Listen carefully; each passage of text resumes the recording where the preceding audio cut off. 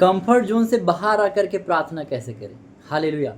सभी को जय मसीह की। एक छोटा छोटा सा मैसेज मैंने लिया है, एक टॉपिक लिया है कि कंफर्ट जोन से बाहर आकर के प्रार्थना कैसे करें। क्योंकि जब तक हम अपने कंफर्ट जोन से बाहर नहीं आएंगे, हम कभी भी स्वर्ग से उत्तर को नहीं ले सकते, हम कभी भी प्रभु को अपनी ओर देखने में मजबूर नहीं कर सकते। अगर हम कंफर्ट जोन में रह करके प्रार्थना करेंगे तो प्रभु कभी भी हमारे लिए काम नहीं करेगा। मुझे ऐसा एक भी उदाहरण बाइबल में या मेरे देखने में नहीं आया है कि लोगों ने कंफर्ट जोन में रह करके प्रार्थना की और उत्तरों को लिया है।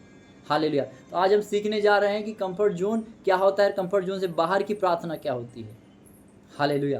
तो मैं आपको बताना चाहता हूं सबसे पहले कि कंफर्ट जोन क्या होता है, और कंफर्ट जोन से फिर हम सीखेंगे कि बाहर कैसे जाया जाता है। तो कंफर्ट जोन दैट मीन्स सब कुछ मेरे अकॉर्डिंग है। मैं जिस घर में रहता हूँ वहाँ प्रार्थना करने की मेरा एक अलग रूम है। मैं जहाँ नौकरी करता हूँ, मैं जहाँ रहता हूँ, वहाँ हर एक चीज़ मेरे अकॉर्डिंग है। या फिर गर्मी का दिन है तो मैंने कूलर चालू की हुई है और उसके सामने प्रार्थना कर रहा हूँ। मेरे पास बैठने के लिए एक चेयर है, घुटने टेकने के लिए एक गद्दा है। ठंडे का दिन है तो मैंने रजाई ओढ़ी हुई है, अपने पलंग में बैठ करके मस्त प्रार्थना कर रहा हूँ। और कब प्रार्थना करते करते सो गया पता ही नहीं चला। ये हमारा कंफर्ट जोन है। मैं शॉर्ट में ख़त्म करूँगा। देखिए, सारी चीज़ें मेरे अकॉर्डिंग है, मैं प्रार्थना कर रहा हूँ, दैट मीन्स मैं अपने कंफर्ट जोन में हूँ। लेकिन हम सीखेंगे कंफर्ट जोन से बाहर जा करके प्रार्थना कैसे करें।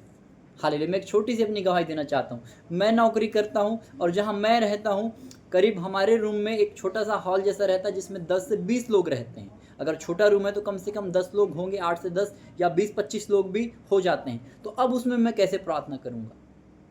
आप कभी सोच कर देखिए कि उस समय और कोई भी प्रार्थना करने वाला नहीं है, और इवन मेरे साथ जितने लोग हैं हर कोई मेरा जहाँ पलंग है उससे एक हाथ का डिस्टेंस होगा, और बाजू में कोई दारू पिएगा, कोई तम्बाकू खाएगा। इस टाइप का माहौल मेरे साथ रहता है। अब मैं प्रार्थना कैसे करूँगा। सारा शोरगुल है, सब कुछ है, तो मैं प्रार्थना कैसे करूँ। तो मैं बोलता हूँ प्रभु को, प्रभु मैं सो जाता हूँ, यहाँ मैं प्रार्थना नहीं कर सकता। हालेलुया। ये हम ऐसे प्रभु को खुश करते हैं। तो सोचिए, ये मेरी स्थिति रहती है। तो मैं क्या सो जाता रहूँगा? नहीं, मैं नहीं सोता हूँ। और दूसरा कि एक मैं मन में प्रार्थना करके सो जा सकता हूँ, तो नहीं। रात को 2 घंटे मेरी ड्यूटी है, ड्यूटी रहती है, मैं 2 घंटे इनफ होते हैं मेरे साथ प्रभु के साथ बिताने की। तो ड्यूटी में खड़े खड़े हमको क्या करना है? प्रार्थना ही करनी है, और आंखें नज़रें को बिठा के रखनी है अपने जो रिस्पॉन्सिबल एरिया है। तो ऐसे करके मैं प्रार्थना करता हूँ। मैंने आपको एक छोटी सी गवाही दिया कि कैसे हम कंफर्ट जोन से बाहर आकर के प्रार्थना करते हैं। अगर मैं भी सोचूं प्रभु मेरे को सब कुछ मेरे अकॉर्डिंग दे, ऐसा नहीं हो सकता कि हर समय हर चीज़ें हमारे अकॉर्डिंग होगी।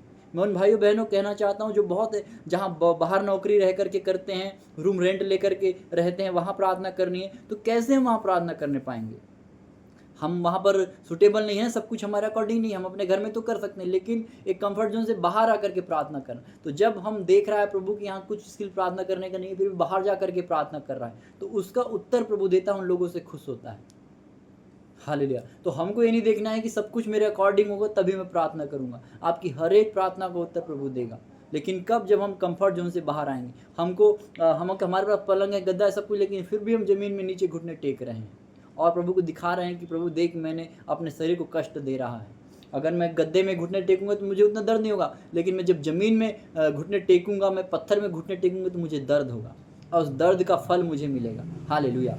तो हम क्या सोचते हैं? आराम से हर चीज़ करना चाहते हैं। आराम से कुछ नहीं होने वाला है। सुनिए ज़रा, मैं आपको एक घटना बताता हूँ बाइबल की, जो आपको आपके हृदय में जाकर के समा सकती है, अगर आप सच में वचन के प्रति या फिर प्रार्थना के प्रति जागरूक है तो। मैं आपको क्या बताना चाहता हूँ। पहला राजाओं की किताब, उसका 18 अध्याय, उसके 41-42, आप 41 से लेकर के 46 पद तक को पढ़िएगा। यहाँ लिखा है अकाल की समाप्ति।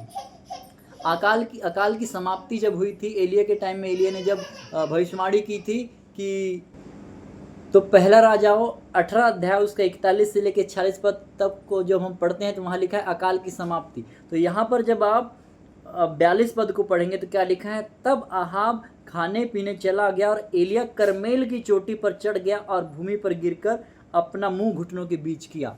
हालेलुया। तो क्या किया? देखिए, करमेल की चोटी पर कौन गया? एलिया गया, और घुटने टेका और अपना सिर जो है घुटने के बीच में किया।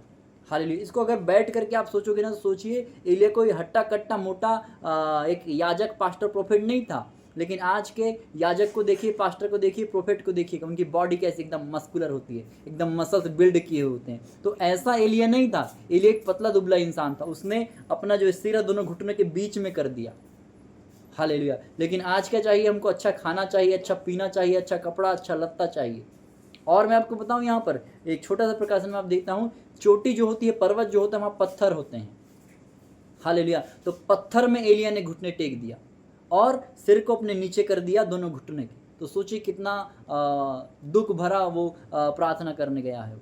वो देखिए, उसने अकाल को खत्म करने की भविष्यवाणी की थी, बिजली को आग को गिराया हुआ था, तो उसके अंदर तो एक अलग ऐसा पावर था। वो जाता कहीं राजमहल में, बढ़िया गद्दी में बैठता और बोलता, प्रभु अब पानी को भेज दे। प्रभु भेजता बेशक, लेकिन यहाँ एलिया ने क्या दिखाया? परमेश्वर ने उसको ऐसा क्यों अलाउ किया कि तू जा करमेल पर्वत की चोटी में और दिखा। हालेलुया। तो आज हम जैसे लोगों को इसे सीखना है कि कंफर्ट जोन में रह करके प्रार्थना कभी भी स्वर्ग को नहीं हिला सकती है। स्वर्ग को हिलाया एलिया ने, कैसे? घुटने टेक करके पत्थरों में। मैं आपको पत्थरों में घुटने टेकने के लिए नहीं कह रहा हूँ, बात को ध्यान से समझिएगा। मैं आपको पत्थर में घुटने टेकने के लिए नहीं कह रहा हूँ, मैं आपको बताने के लिए आऊँ कि कंफर्ट जोन से बाहर आइए। हमेशा ये मत देखिए कि सब चीज़ें मेरे अकॉर्डिंग है तभी मैं प्रार्थना करूंगा। मैं काम में इतना उलझ जाता हूँ कि मैं प्रार्थना नहीं करने पाता। क्यों? मेरे पास टाइम नहीं है। लेकिन वो हमारे कंफर्ट के बाहर है, ठीक है? वो हमारे कंफर्ट के बाहर है कि मैं सारा काम नहीं है तब मैं प्रेयर करूँ। बड़े ध्यान से समझिएगा, मेरे पास काम नहीं है, प्रार्थना कर रहा हूँ मैं, दैट मीन्स कंफर्ट है मेरे पास। लेकिन मेरे पास बहुत सारा काम है, मैं सब कुछ है, लेकिन मैं सारा चीज़ छोड़ करके प्रार्थना कर रहा हूँ, ये मेरे कंफर्ट जोन से बाहर है।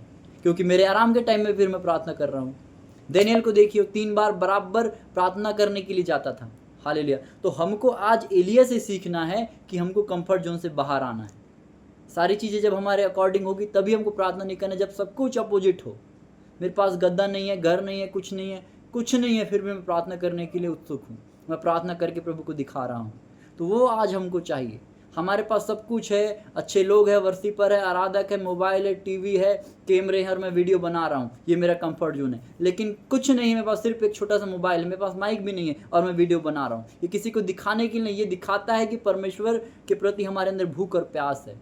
यीशु मसीह के बारे में जब हम देखते हैं तो यीशु मसीह ने क्या करा था? यीशु मसीह ने क्या कहा? जब बहुत सारे लोग भूखे थे तो उसने चेलों को पूछा, तुम्हारे पास क्या है इनके लिए? तो उसने कहा 2 रोटी और 5 मछली। ये दृष्टांत दिया प्रभु ने। तो जो हमारे पास है हमको उसमें प्रभु को महिमा देनी है, उसको ब्लेस करना है, उसका ऑनर प्रभु करता है। तो जो हमारे पास है उसमें आइए। कंफर्ट में मत आइए कि हमारे पास बहुत सारा कुछ होगा तब हम लोगों को दान करेंगे। कंफर्ट मत आइए जब मेरे पास घुटने टेकने के लिए गद्दा होगा तभी मैं घुटने टेकूंगा। ये मत सोचिए मेरे पास छत आएगी तभी मैं प्रार्थना करूँ। ये मत सोचिए मेरे पास पैसे आएंगे या गाड़ी आएगी तभी मैं सुसमाचार सुनने जाऊँगा। आपके पास 2 पैर दिए हैं परमेश्वर ने, कब काम लाएंगे उसको? Hallelujah, hallelujah.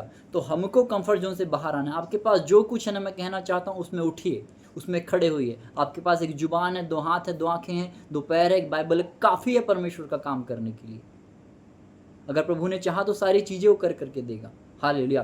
मैं यहाँ रुकता हूँ। मैं विश्वास करता हूँ आज का वचन आपके समझ में आए। मेरे पिता, मैं प्रार्थना करता हूँ यीशु मसीह के नाम में आज का वचन लोगों तक के बह जाए प्रभु, और उन लोगों के हृदय को छेद दे खुदावन, और उनके जीवन में जैसे एलिया का जीवन था पिता, वो अपने कंफर्ट जोन से बाहर आकर के करमेल की चोटी में चढ़ करके पत्थरों में अपने घुटने को टेक करके तुझसे प्रार्थना किया पिता। आज एक ऐसे तेरे लिए भूख और प्यास हम लोगों को दे दे। मैं सब जनों के लिए प्रार्थना कर, तेरा प्रार्थना का आत्मा हमें समझ आए यीशु मसीह के नाम में पिता।